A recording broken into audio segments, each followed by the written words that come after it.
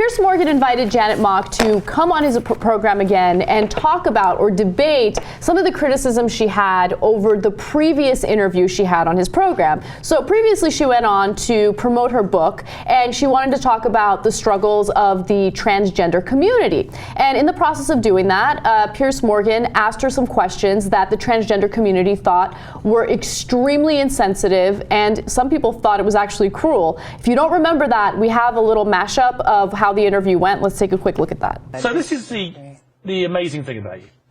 Had I not known anything about your story, I would have had absolutely not a clue that you had ever been a boy, a male. Mm-hmm. Which makes me absolutely believe you should always have been a woman. And that must have been what you felt when you were young. Did you ever feel like, say, I can't deal with this, I'm going to have to go back to being a boy, Charles? At what point did you change your name? Here you go. This takes a lot of courage, this. You're going through school. You've gone from Charles to Janet, from boys' clothes to girls' clothes.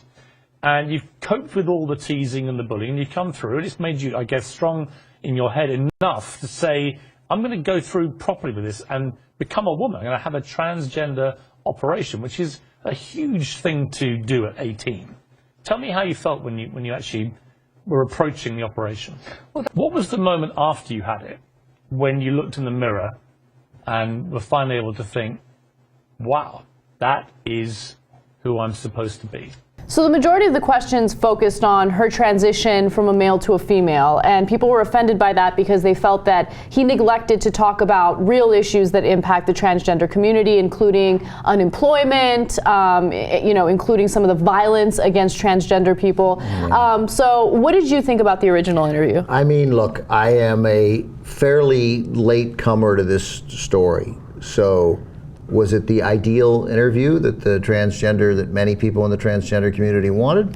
I guess probably not, but they don't have a show. Piers Morgan has a show.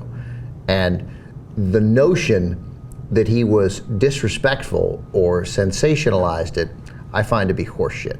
And there's a difference between saying, I don't think Piers Morgan did a good interview and there were issues that he could have tackled, between what ended up happening, which was that Piers Morgan had to defend himself against accusations and this sort of onslaught that he was anti-transgender. Those things are incompatible. Like, I guess he could have done a different interview, and I guess talking to transgender leaders beforehand about some of the things to talk about. That said, he's asking questions that people would want to know the answer to, and I thought he did it in a respectful way. It wouldn't even occur to me to really harshly criticize him for that. And I'm open to recognizing that I don't, as he was, that I don't know all of the issues faced, and that he probably should have gotten to some, but there's no way those questions were what I in no way found those questions disrespectful. Mm-hmm. She's an unfamous person, right? And so when you have an unfamous person who's written a book that you are going to make an argument on your television show as a book that's of interest to America, because what she has to say is interesting, you've got to introduce them to this person. You've got to make them care about this person. No one's disagreeing. Well, I'm not disagreeing with you on that. I think it is important for the audience to understand what her struggle was, what her transition was. But again, he could have delved into the details of the community as a whole, because I think that's what she was trying to do. I think that she's an advocate for that community, obviously, and she wanted to draw attention to those issues. Now, Piers Morgan did not handle the criticism well originally. He put out a tweet and he basically threatened her. He's like, I don't understand this. This is disgusting. I'm paraphrasing. But he did say, I'll deal with you tomorrow, right? And that seemed like a threat. Well, it was a threat about he was going to do it on the air, like he was going to, issue a stern commentary. Right. But instead of issuing a stern commentary, he actually invited her back on the program, and that's why we're updating you on the story today. He said, and among other things also, he was like, he was incredulous, and I understood his incredulosity. Can't be a word. Because he was like, hey, and he was disrespectful in his tweets, because he was like, hey, idiot LGBT community, and he didn't say it, but it was the tone of his tweets was, I'm on your frickin' side, why are you yelling at me? Yeah, that was but definitely having her back the tone. on, and I don't know how this went, was unquestionably, I think, a smart move. It was a smart move. Now, we want to show you guys a snippet of the interview, and then you can judge for yourself. Take a look. I want to learn why it is so offensive to actually just say that you grew up as a boy and you then, because you've always felt that you were female, you had surgery to become a woman, to become a real woman, as you say in the book. Why is it offensive? I think that we need to have a discussion about what gender is and gender expectations in our culture. I think that we are born and we're assigned a sex at birth. That is a matter none of us have control over, but we do have control over our destinies and over our identities, and we should be respected.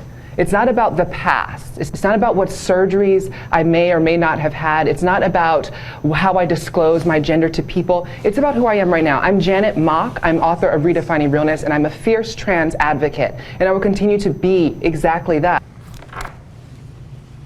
Don't get it. Don't get it. Bad answer. I'm on his side. You're on his side? I mean, I haven't seen enough, but she looked at a talking point first, very clearly, that was on her lap, and she gave an answer that is like like that wasn't an interest, that you want to ask questions. If you're going to answer questions like that, I'm never having you on my show.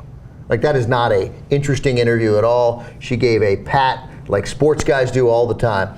We gave 110%. We did everything we could. You know, you got to respect the other side. We take it one game at a time. Blah, blah, blah, blah. I don't care.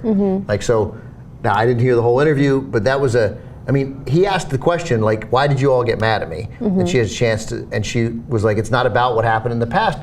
It's a memoir, and people don't know who you are. Of course it matters. Yeah. Of course, shouldn't be the only thing, and maybe he asked too many questions about it. Like, maybe so if he had asked one or two questions about her transition, I have absolutely no problem with that. But I think that the reason why the community was upset was because that seemed to be the majority of what the interview was about, right? But asking questions about the transition, I think, is important because people want to understand why you make that decision, right? I think that it's actually a good opportunity for someone who identifies as transgender to explain the differences between gender and sex, for instance, because a lot of people don't know that. They don't understand that. You might be born with one sex, but you identify with a different gender, right? So she could have clarified that. She could have talked about that. And you know, after she does clarify that and she does talk about that, then it's time to move on. And she could have taken control of the interview and said, all right, now it's time to talk about what's really going on with our community and why the ignorance that people have about us leads to this kind of violence and to this unemployment issue that we're dealing with. So I'm somewhere in the middle, and I usually don't do that, right? Like, I see where the transgender community is coming from it, and I see where Piers Morgan is coming from it. I don't think that he meant any ill intent. And I think that's the reason why, you know, we're supportive of the interview, because he did come out in support of the community. He didn't use them just to sensationalize his show. That's not the sense I got from the interview. The interview could have certainly been more sensationalistic. That's not hard to imagine. Yeah. That you could have dwelled on the sex aspect of it, the sex life aspect of it, rather than the gender aspect of it. So, and I want nothing but the best for the transgender community. Like, I would never be supportive of anyone who uses them to sensationalize their show, or anyone who is outspoken against their rights or any equality. Like, I find people like that absolutely disgusting. I just didn't get that sense from this interview. But that said, and I'm sympathetic to Piers Morgan, but like mostly, he doesn't need our sympathy. He's fine. He's Piers Morgan. He's still fine. So the takeaway that people should have from this, and I guess this is probably the takeaway that Janet Mock and some others in the community wanted, was this is a hard life, and it's a misunderstood life, and it's a life where you are misunderstood literally from the time you become aware of, for the time you have a sense of self, you are misunderstood. And so now this sort of beautiful woman who is a perfect, ideal spokesman for the community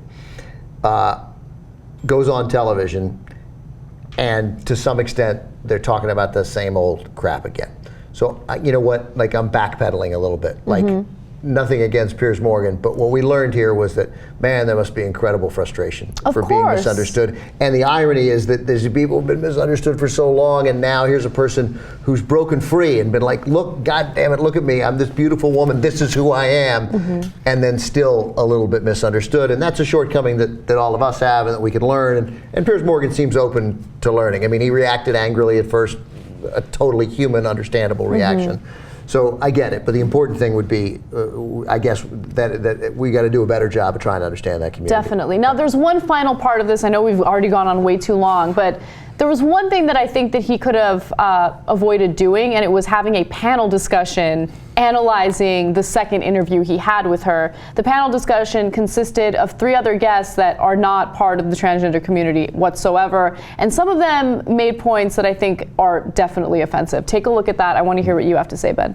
Watching from the green room, it was really confusing to understand what the conflict was. So I asked 2 of the folks that came with her to the interview, and I said, basically, the contention is that Janet never wants to be referred to as ever having been a boy, because from her point of view, she was always a girl. And the answer was correct. But it seemed like it was really more of a semantic issue here, because the one and only reason why she's on this show, has written a book, is getting national attention, was because she was born with male genitalia, went through surgery, and is now female. And that's frankly a pretty sensational thing to go through in life. But I still feel pretty aggrieved that I went from being a loud and vocal supporter of the transgender community to the greatest villain in the history of the transgender community within 24 hours. I don't really still understand why.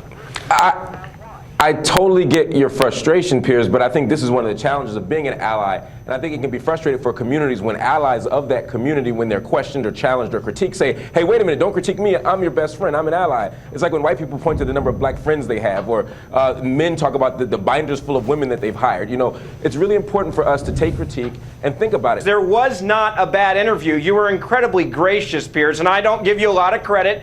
On this one, I'll give you full credit. She decided, I'm sure with her PR team that's watching right now, and welcome to this world of selling books. We aren't selling enough. We need a fake controversy. Let's attack Piers Morgan, drop a fake F word in there, even though we had no problem with it 5 days ago, to sell more books. Amy Holmes didn't help either. No, she did not. So I thought that was a really bad part of the segment. Yeah, I mean, Mark Lamont Hill said something smart. Because he is smart, right? Yeah. And the other 2 didn't. Yeah, and that doesn't help. I mean, and in fact, and Piers Morgan should have known. Hey, I'm going to bring 2 conservatives on here, like whatever. Then you're just getting into the thing. You did the interview again.